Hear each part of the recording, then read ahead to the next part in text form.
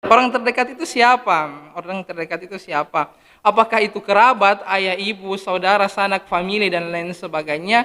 Atau dalam tanda kutip orang terdekat itu orang ya bisa dikatakan doi dan lain sebagainya yang diajak atau seperti itu. Kan sekarang ini kita lihat banyak yang salah fokus, ya. Fokusnya kemana-mana loh.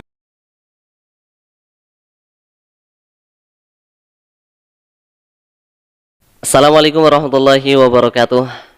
Alhamdulillah, segala puji hanya milik Allah Subhanahu wa taala yang senantiasa kita curahkan kepadanya atas segala nikmat yang telah diberikan kepada kita semua. Salat serta salam senantiasa kita curahkan kepada baginda Nabiullah Muhammad sallallahu alaihi wasallam.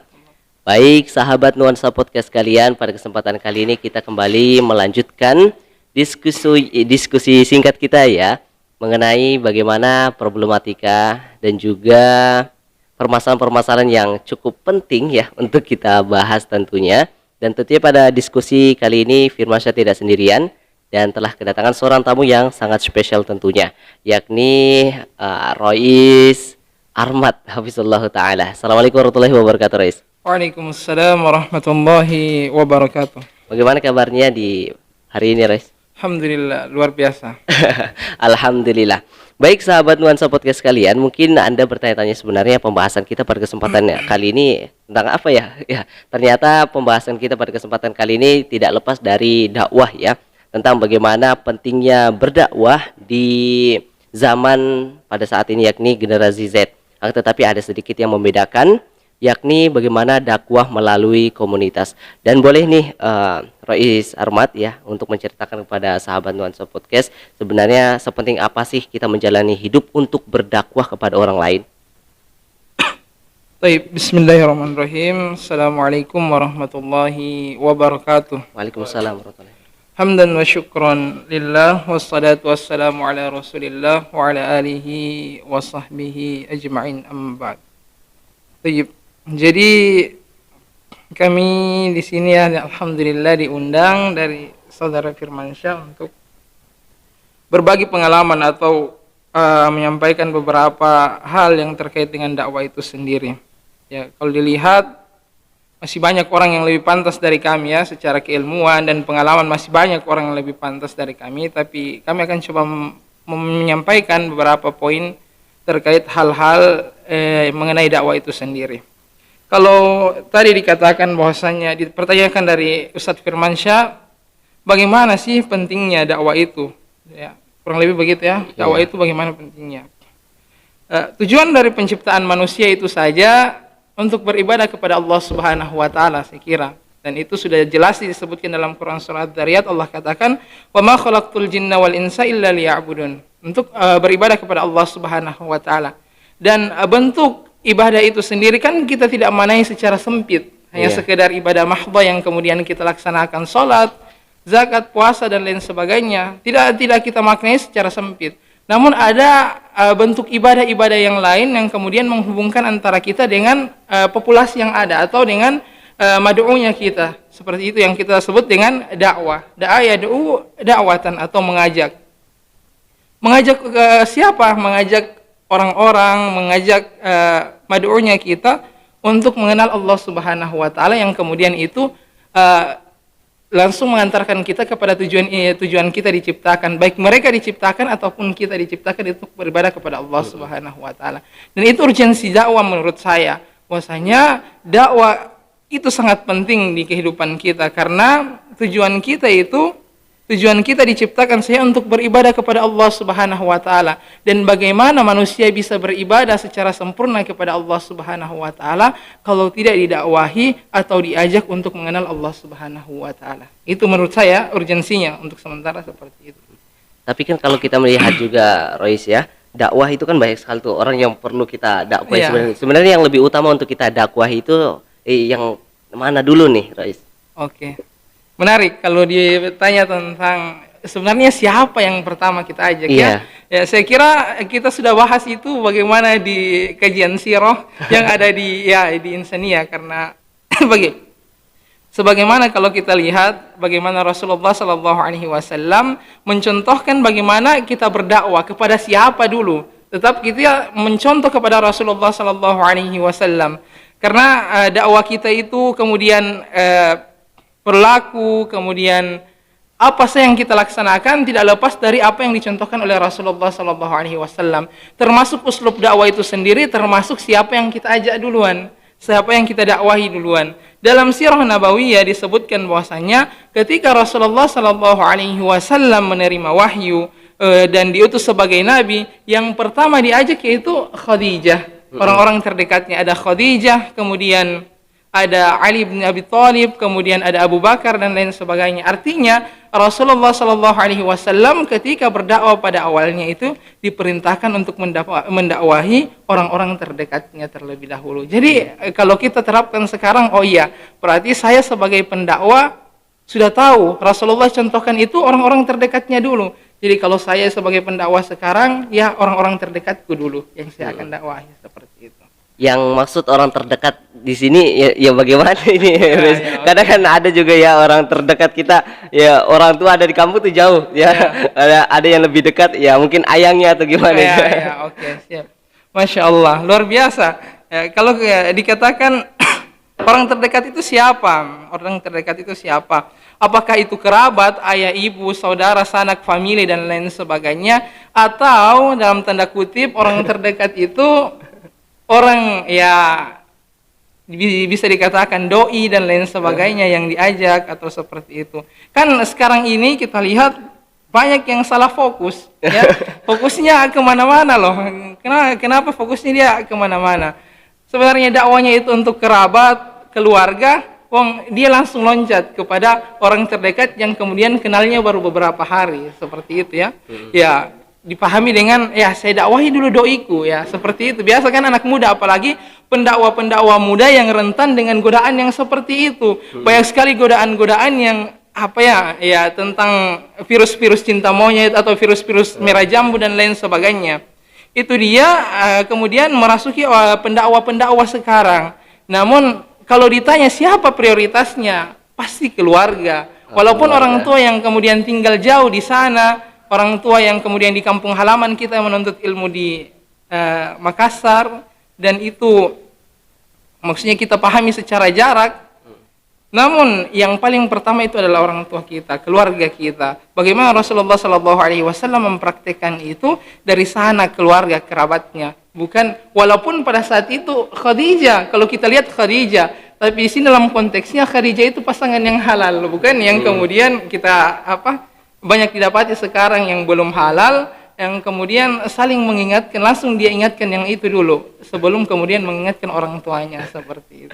Iya, lucu juga sebenarnya kalau lihat ya Rais, sebenarnya kalau orang lain yang duluan diajak hijrah ketimbang keluarganya.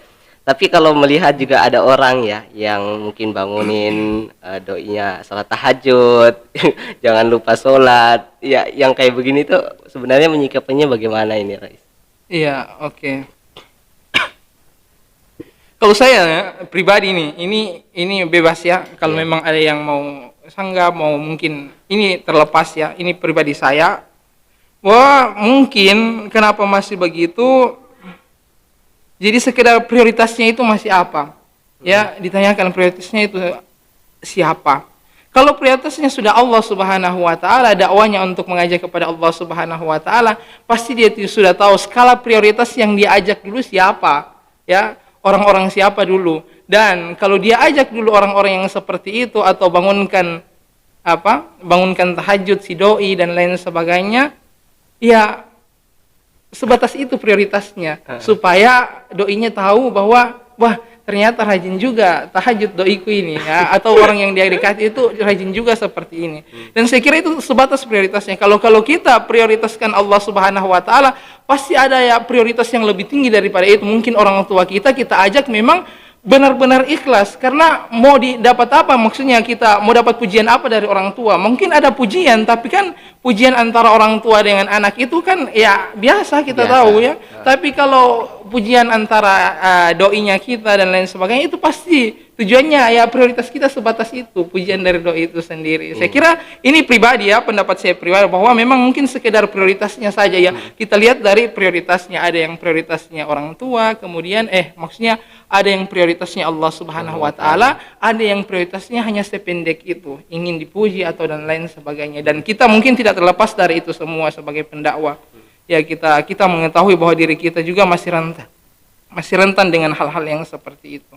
Memang kalau tantangan dakwah dari Rasulullah Shallallahu Alaihi Wasallam dengan zaman kita pada saat ini tentunya beda ya tantangannya. Ya walaupun mungkin pada zaman Rasulullah Shallallahu Alaihi Wasallam mungkin dilempar batu ataupun berperang dan lain sebagainya, tapi kalau mungkin boleh nih dikasih tahu kepada sahabat Nuansa Podcast Story, sebenarnya hambatan untuk dakwah yang sangat sulit dilakukan pada saat ini, kenapa orang tuh kayak enggan untuk berdakwah begitu, apa yang menyulitkannya? Saya kalau ditanya tentang persoalan ini, maksudnya apa yang membuat enggan, atau ya saya lihat sependek pengetahuan saya ya, karena mungkin kalau melihat ini masih banyak yang lebih hebat dari kita, yang mengetahui lebih dalam tentang hal ini, yang kemudian mereka sudah lama di medan dakwah. Kita siapa? Masih tolib, kemudian ya maksudnya kalau berbicara berarti ya sependek itu saja pengetahuannya kita. Mungkin masih ada yang lebih hebat. Ya kalau ditanya bagaimana, apa yang menghalangi, kemudian atau apa ujian terbesar yang dihadapi kita sekarang ini, kemudian membuat kita enggan untuk berdakwah, banyak sekali faktor-faktornya. Ya, diantaranya mungkin kita sebutkan salah satunya fitnah yang semakin besar pada saat ini. Apalagi di kalangan dakwah pemuda seperti kita. Ya, saya berbicara tentang dakwah pemuda saya ya.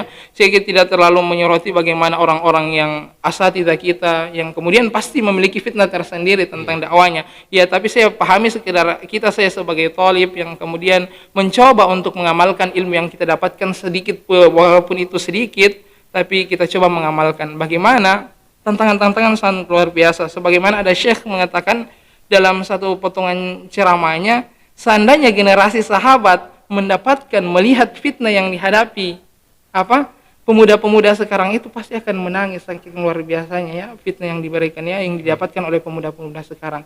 Kita mengetahui bahwa fitnah yang didapatkan oleh para sahabat yang pada saat itu bersama Rasulullah Shallallahu Alaihi Wasallam dilempari batu dan lain sebagainya, yang kemudian kita baca semua itu dalam runtutan sirah nabawiyahnya atau di sirah sahabatnya.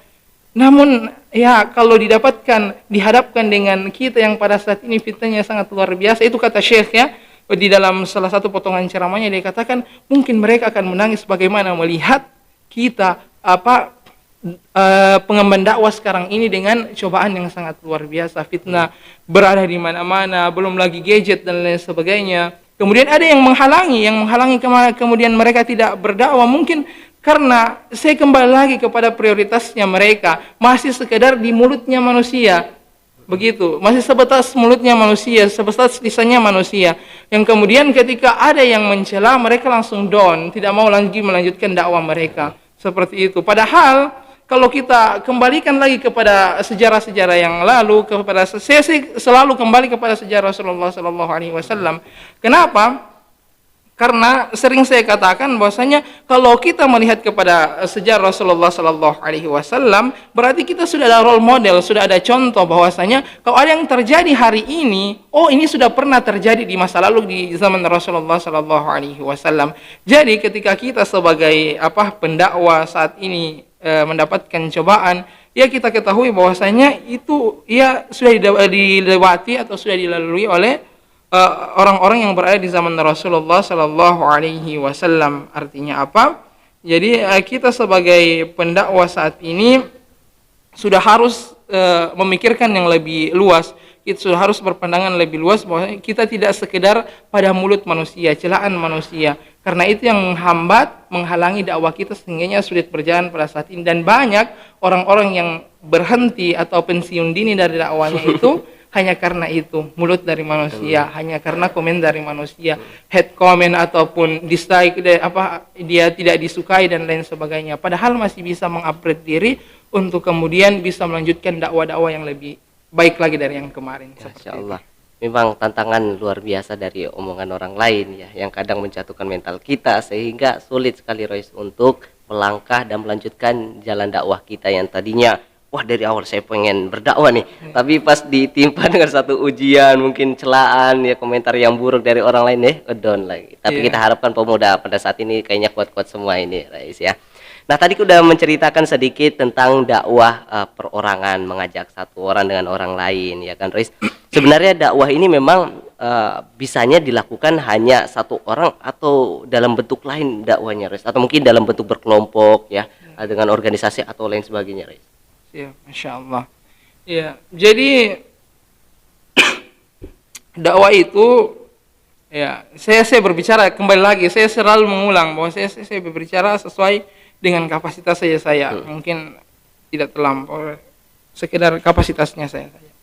Bahwa dakwah itu tidak harus sendiri, karena ada yang bisa kita, kekuatan yang lebih besar yang bisa kita dapatkan, kemudian hadaf atau tujuan yang lebih besar yang kita bisa capai ketika kita bersama. Mungkin ketika kita sendiri, dakwanya kita sekedar itu saja dan monoton, itu aja, tanpa ada pembaruan dan lain sebagainya. Dan salah satu faktornya juga kalau kita down atau futur, tidak ada yang menyemangati. Jadi dakwah itu bisa dilakukan secara kelompok, sebagaimana yang kita ketahui organisasi-organisasi besar, sebagaimana yang kita di kampus Muhammadiyah itu kan organisasi besar dengan tujuan dakwah. Ya, sebagaimana Rasulullah SAW atau Allah Subhanahu Wa Taala juga berfirman, "Wal takum minkum ummatun yad'una ilal khair, ta'muruna bil ma'ruf." Itu artinya umat. Jadi maksudnya jangan pahami dakwah itu secara sempit saja, hanya sekedar dakwah fardiyah saja, dakwah sendiri-sendiri tanpa harus saya tak mau dakwah sama-sama mereka, nanti saya terpengaruh dan lain sebagainya. Ya, dakwah itu bisa dilakukan, sedangkan itu Allah Subhanahu Wa Taala yang sebutkan cara uslub dakwah bisa dilakukan secara berkelompok. Dan kalau kita yang kemudian ada memang kemudian uslub dakwah ataupun dakwah itu bisa ketika dilakukan sendiri terasa berat, namun ketika dilakukan secara bersama-sama justru itu merupakan suatu kekuatan yang membuat problem-problem yang kita hadapi dalam medan dakwah itu terasa lebih ringan. Jadi kalau pertanyaan yang awal, dakwah itu bisa dilakukan dengan kelompok atau sekedar fardiyah saja, dakwah itu bisa dilakukan secara kelompok maupun fardiyah. Tapi tergantung prioritas yang ada pada lingkungan atau komunitas atau masyarakat pada saat itu.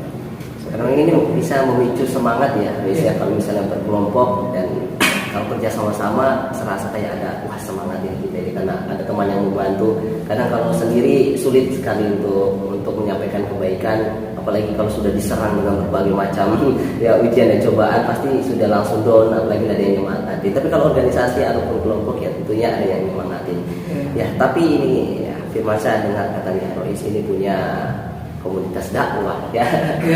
Boleh dikasih tahu kepada sahabat Mansur Podcast sebenarnya apa organisasi komunitas dakwah itu Rois? Yang maksudnya komunitas dakwah itu apa dan bagaimana tujuannya sebenarnya kita dirikan seperti itu? Insyaallah. Ya, jadi kita berbicara, saya juga ingin menyampaikan bagaimana kemudian kalau ditanya tentang komunitas tadi, komunitas saya boleh ceritakan. Saya itu berkomunitas sejak SMA. Ya, ada kemudian komunitas yang saya dirikan waktu itu, nanti kalau memang teman-teman mau cari tahu bisa ditanya, ada teman-teman saya waktu SMA itu. Ya, kami dirikan komunitas pada saat itu, komunitas yang dakwah juga. Ya, nama komunitasnya itu LDR. Ya, LDR. Kenapa dipilih LDR? Pada saat itu memang ya masih marak-maraknya kan, ada yang bilang LDR kan long distance relationship atau hubungan jarak jauh. Ya, kami pelesetkan teman-teman yang ada di situ jadi LDR itu langkah dakwah remaja. Ya, pada saat itu kami bentuk komunitas itu dengan beberapa teman yang waktu itu kami sama-sama bersekolah di sekolahnya saya, Seman 1 di Petikum Selatan. Itu kami buat, saya tertarik berorganisasi atau bukan berorganisasi ya, berkomunitas dari situ. Awalnya seperti dari situ saya tertarik, kemudian nonton bagaimana pemuda hijrah itu memberikan sumbangsi yang sangat luar biasa. Kemudian muncul ide dari saya, kenapa tidak kita buat seperti itu, kita buat. Kemudian ada kegiatan-kegiatan sosial dan lain sebagainya, keagamaan pada saat itu. yang kemudian memfasilitasi teman-teman yang ingin belajar juga pada saat itu. Namun kurangnya kita di komunitas awal itu apa? Ya karena itu ilmunya kita masih sedikit sekali, sehingganya batasan-batasan yang kita buat dalam organisasi itu masih sangat terbatas. Maksudnya di sini belum ada penekanan tidak bisa begini. Bahkan interaksi sosial yang kita bangun antara kan di situ gabung ikhwah dan apa itu tidak ada batasan. Seperti itu lemahnya kami, apalagi pada saat itu ya diketahui kita itu kan SMA umum ya, sebagaimana ya sebenarnya ya bersentuhan dan lain sebagainya itu hal yang biasa yang kemudian sebenarnya itu salah loh. Kenapa seperti itu?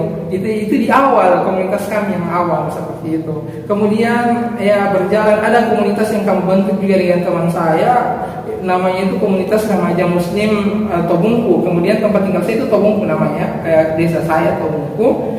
Itu kami bentuk. Itu lebih di atas lagi maksudnya. Dia dari yang pertama itu LDR, sekarang kita bentuk itu komunitas remaja Muslim Tobungku itu lebih atas dari LDR itu. Kenapa? Karena di situ kami sudah mulai berdakwah mimbar ke mimbar. Kami sudah mulai sudah mulai mengisi khutbah Jumat, tujuannya seperti itu. Dan itu kami buat mungkin dengan teman-teman yang di pesantren. Sekarang sudah mereka kan lebih banyak ilmunya, kami gabung di situ seperti itu. Kemudian sekarang sampai ya singkat cerita kami melanjutkan pendidikan di Ma'had Bir. Kemudian tertarik dengan ada sobat mengaji Makassar. Kemudian kami juga di situ ya kalau dibilang anggota ya, tapi kegiatannya mereka kami sering ikut sehingganya bagus nih kalau kita buat, sehingganya ada namanya kedai dakwah juga kami buat dari teman-temannya. Bisa diketahui masih banyak anggota-anggotanya yang mungkin anak Ma'had juga di situ kedai dakwah, yang kemudian itu orientasinya adalah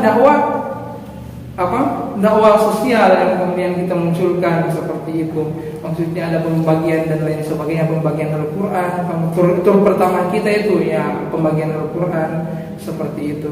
Kemudian di dalamnya itu cuma ikhwah. Karena alhamdulillah dengan itu ilmu yang kita dapatkan menambah wawasan kita. Ada batasan-batasan sebenarnya yang harus kita jaga dalam berkomunitas. Sampai berlanjut ya saya berinisiatif untuk mendirikan itu Imaba. Karena ada beban dakwah yang kemudian harus kita jalankan di kabupaten nanti di daerahnya kita. Sehingga muncullah itu Imaba berkat duduk-duduknya kami dengan teman-teman seperti itu.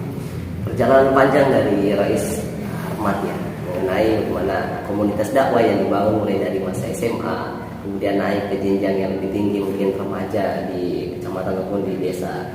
Ya, Rais Ahmad naik ke jenjang berikutnya yakni di Universitas Muhammadiyah Makassar di Paden Muhatadbir, ternyata juga telah mendirikan salah satu komunitas dakwah yakni kedai dakwah. Saya tertarik nih Rais ya untuk membahas ini mengenai kedai dakwah ini ya. Sebenarnya sudah semenjak kapan untuk didirikan ini kedai dakwah? Oke, saya mungkin tidak mengetahui persis tanggalnya, saya lupa. Tapi ada catatan yang kemudian mencatat kapan berdirinya. Cuma yang saya tahu pendiriannya itu kami dirikan di Solor. Pada saat itu ada ngaji sharing camp yang dilaksanakan oleh teman-teman sobat ngaji Makassar. Kami ikut beberapa teman yang dari Ma'had juga. Kemudian setelah kegiatan itu kami bagus kalau kita buat juga duduk-duduknya kita dengan teman-teman ya menyendiri, kemudian bahas mungkin sampai jam berapa malam. Pada saat itu jam 2 malam kami bahas bagaimana komunitas itu, nama komunitas, sehingga ada yang ngatur kedai aja, kedai dakwah. Iya, kita ambil nama itu kedai, kan namanya kedai itu menyediakan apa ya, maksudnya yang dijual dan lain sebagainya kan ya. Kita tidak menjual agama, tapi kita bisa menyediakan untuk orang-orang yang membutuhkan. Kita menjadi fasilitas wasilah untuk mengantarkan sesuatu atau yang dibutuhkan orang-orang yang belum tersentuh dengan dakwah itu sendiri. Sehingga muncullah kedai dakwah dengan tujuan-tujuan sosial. Dan ada tagline yang dibangun oleh teman-teman kedai dakwah, bagaimana bergerak atau tergantikan. Ya, kita mau bergerak atau akan tergantikan. Senada dengan ayat Al-Quran yang difirmankan Allah Subhanahu Wa Taala, kemudian yang mengatakan kalau memang mereka tidak mau, Allah akan datangkan generasi setelah mereka yang akan melanjutkan yang menggantikan mereka. Sehingga itu tagline yang kemudian dipegang oleh teman-teman kedai dakwah, kita bergerak atau tergantikan. Sepanjang apa sih umur kita sebagai manusia, sebagai pemuda, rentan waktu kepemudaan kita itu sepanjang apa, sehingganya kita tidak mau memberikan sumbangsi. Kalau memang tidak mau, Allah akan gantikan kita. Sebelum Allah gantikan, minimal ada kontribusi yang kita berikan untuk umat ini. Seperti itu. Tujuannya memang utamanya adalah bagaimana memberikan kontribusi kepada orang lain, yakni aktivitas sosial. Tentunya memang kalau jalan dakwah adalah bagaimana hubungan kita kepada manusia itu semakin baik, dan tentunya juga kita ingin tahu sebenarnya tujuan dari kedai dakwah itu seperti apa, maksudnya pencapaian yang ingin dicapai ke depannya seperti apa itu, Rois? Ya, kalau pencapaian, apalagi sekarang kedai dakwah saya tidak bisa tutupi masih vakum ya, vakum pergerakan juga. Maksudnya bukan pergerakan apa ya, maksudnya kegiatan-kegiatan yang kita laksanakan juga vakum, terbatas dan lain sebagainya karena adanya mungkin kesibukan dari setiap anggota. Tapi goalnya itu atau tujuannya kita itu pasti itu memberikan manfaat yang sebesar-besarnya. Khairun nas anfa'uhum linnas. Artinya kita bisa bermanfaat dalam bentuk manfaat apa saja selagi itu bermanfaat besar untuk umat atau untuk masyarakat atau untuk komunitas itu sendiri. Berarti tidak mandang laki-laki atau perempuan, kemudian muda atau tua gitu. Kalau di komunitas di kedai dakwah itu khusus laki-laki saja, maksudnya keanggotaan di situ. Tapi untuk membantu kita tidak pandang siapa yang kita bantu, entah dia perempuan, dia laki-laki, tua, muda, selagi itu layak dibantu dan kita punya stok untuk yang kemudian kita berikan, ya kita bantu saja. Karena untuk membantu tidak pandang siapa dia, yang penting dia memang benar-benar membutuhkan dan kita punya, ya silakan berikan. Luar biasa perjalanan mengenai kedai dakwah ini ya. Memang sebenarnya tertarik kalau ngomongin masalah komunitas dakwah ini lebih utama sebenarnya, lebih baik maksudnya dakwah melalui komunitas memang lebih efisien atau lebih baik untuk menyampaikan suatu kebenaran ya, sebagaimana yang telah kita dengarkan beberapa hal yang untuk saling menyemangati dan juga lebih mudah untuk menjangkau masyarakat yang ada di luar sana. Begini ya, kita juga kan pengen memiliki semangat juang berdakwah juga seperti Rois ini mendirikan kedai dakwah. Sebenarnya yang bikin semangat ya untuk mendirikan kedai dakwah itu apa sebenarnya yang bikin semangat sampai menggebu-gebu mau menyampaikan dakwah melalui komunitas ini? Oke. Pertama karena saya karena untuk mendirikan kedai dakwah itu bukan cuma saya sendiri. Jadi di sini saya sampaikan itu sekedar apa yang terlihat di diri saya, maksudnya pandangan saya kenapa bisa sesemangat itu pada saat itu. Ya, kita kalau pada saat itu saya kira pahami problem. Maksudnya apa? Banyak kebolehan, banyak kebiasaan teman-teman dalam berdakwah secara individu yang kemudian itu tidak terlaksana karena kurangnya fasilitas yang diberikan. Artinya fasilitas bukan diberikan apa, diberikan intinya diberikan kesempatan loh. Diberikan kesempatan, oh ini ada kesempatan untuk antum, silahkan ngisi sini. Sini ada, oh iya ada apa? Ada kita mau tur di sini. Ada teman-teman yang punya koneksi dengan orang-orang yang memiliki akses bantuan, misalnya Al-Quran dan lain sebagainya.